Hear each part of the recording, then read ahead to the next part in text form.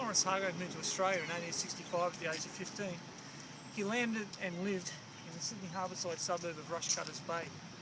Now can you imagine coming from an English winter at the age of 15 to live in Australia, this beautiful harbourside suburb? And Lawrence Hargrave thrived here. His time in Rushcutters Bay was marked by education, invention and adventure.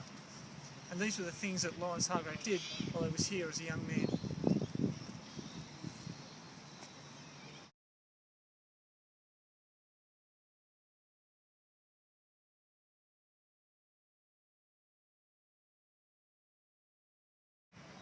So Lawrence lived in Rushcutters Bay House with his father, the judge, and his brother Ralph.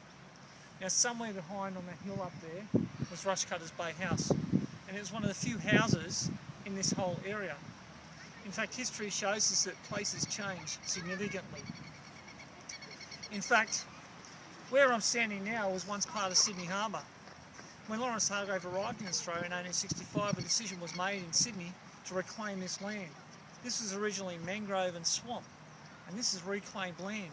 In fact, if you look back towards Old South Head Road, that's actually where the harbour used to end. So very different in 1865. That house up there, I don't even know if it still stands, but we're going to go and try and find it as part of this documentary.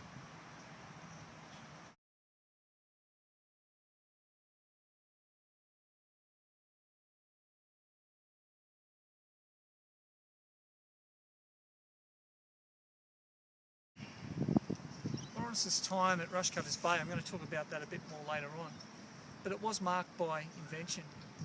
In 1870, Lawrence had invented walking shoes for walking on Sydney Harbour, and this showed very early on that he could come up with an idea, design something, through trial and error change that design, and then bring it to fruition.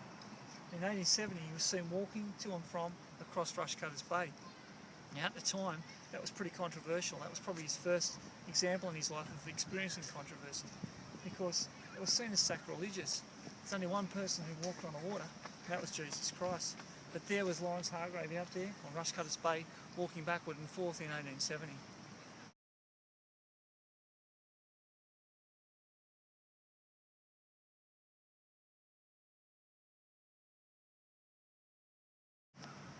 So who else would look at the water and think, I want to walk on the water? He had these ideas, I want to fly. And Lawrence Hargrave would actually achieve this idea.